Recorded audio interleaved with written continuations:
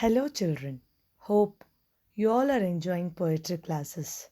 Now, let me take you to the world of stories.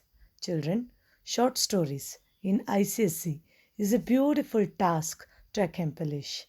Yes, children, I always enjoy this short stories teaching because it makes me to help you to understand the world better and also the situations better and make you into good citizens, not only good citizens but also good children for your parents.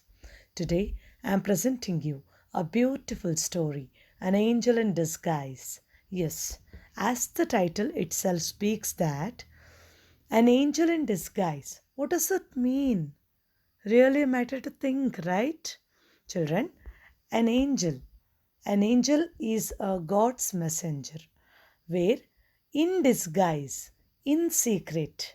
This title itself is one big question where the whole story will answer you how every child or some blessed children or some cursed children can become a blessing. I am not classifying any of the child from anyone, nor I am giving a comparative study. Situations make a life. Every situation in life is different and difficult. Children, you all are blessed. You all are normal. You all are cared. You all are nurtured, nourished. Be thankful to God. Be thankful to your parents. Be thankful to your teachers. Be thankful to your neighbors. Yes, my dearest children, this story is for you to understand some of the bitter realities of life. An Angel in Disguise, which is written by T.S. Arthur. Here, some introduction is given for you. An Angel in Disguise, written in 1851, was featured in Arthur's collection After a Shadow and Other Stories. Means this writer has written some stories like After a Shadow and some other stories. The sweetness of that sick child, looking ever to her in love, patience, and gratitude, was as honey to her soul, and she carried her in her heart as well in her arms, a precious burden. Yes, these lines which are given are found in lesson which are really a puzzle now before understanding the story. Children, you people are never a burden to your parents. Please question to your parents that, am I a burden to you? They will wrap you in their arms and tell, no, dear, you are a blessing. But here, you can notice this special word, precious burden. Let me explain you throughout the story what does it mean stepwise. Okay? So let us begin the text reading. I request every child to hold the textbook and please repeat the lesson when I read. Listen, repeat, and listen to the explanation. Give proper time to understand the story as it will help you to understand better. Idleness, vice, and intemperance had done their miserable work, and the dead mother lay cold and still amid her wretched children. She had fallen upon the threshold of her own door in a drunken fit, and died in the presence of her frightened little ones. Death touches the spring of our common humanity.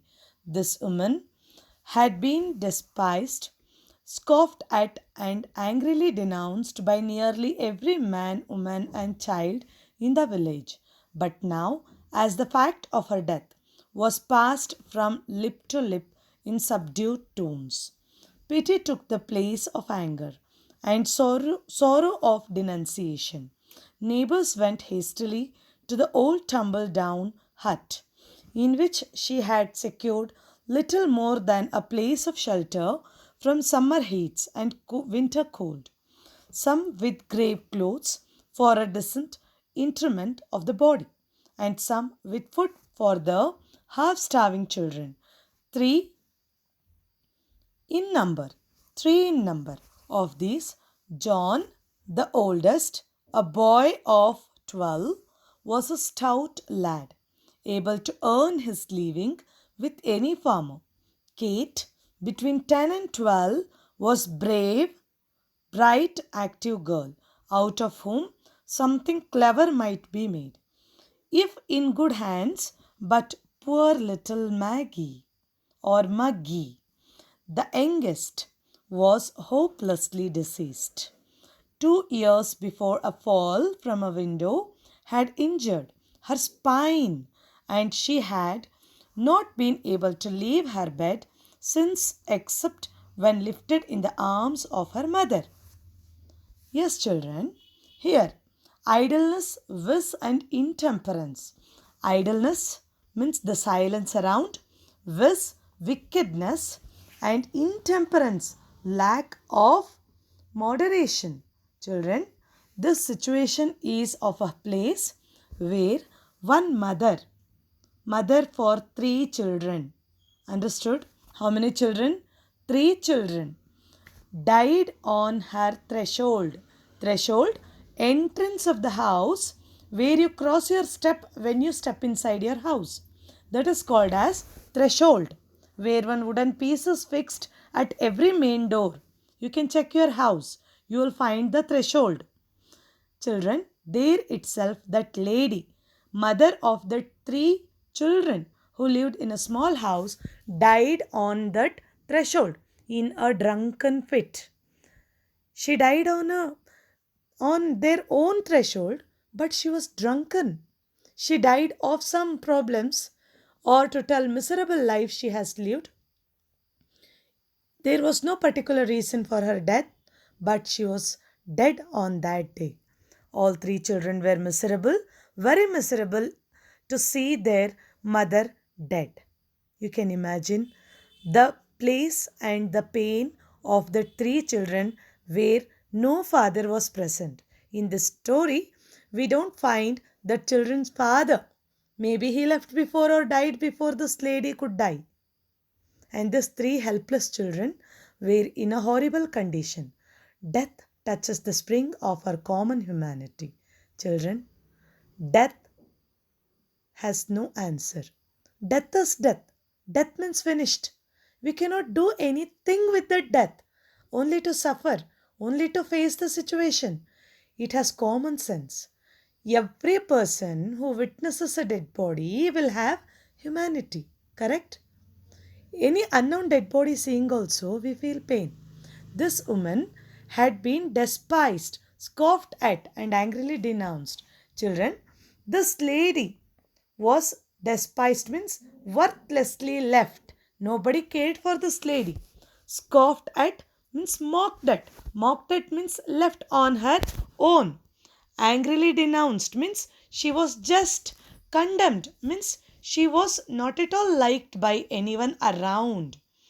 Every person in that surroundings, every man, woman, and every child in the village never liked this lady. But now the news of her death has passed from lip to lip. Yes, that is common, no children. Anyone dying, we speak. We speak so many things. Ayo, that lady died. What a pitiable thing. Three children are left without help. This news started spreading from lip to lip in subdued tone, means in painful tone. Pity was the only thing which occupied by seeing the condition of the three children and sorrow of the three children. Neighbors started coming down to that hut to see that dead body and the condition of three children. When they came, they brought some white color cloth, grave clothes, to cover that dead body. They started coming to that hut before they never came. In this hut or in the small house, these three children and lady had sheltered and saved, protected themselves from summer and winter. Means they made their living, right? Now they started coming with clothes, and some ladies, some people brought some food for that half starving children, because no one gave food to that children. As mother also died, these children were hungry. Here, description of three children is given very neatly. John, the oldest, a boy of 12. Please remember his age. His age is of 12 years and his name is John. Second one, he was a stout boy, okay, able to earn his living with any farmer. This fellow was strong enough to make a living. He can work with someone. Kate, second girl, okay. She was between 10 and 11, very bright and active girl.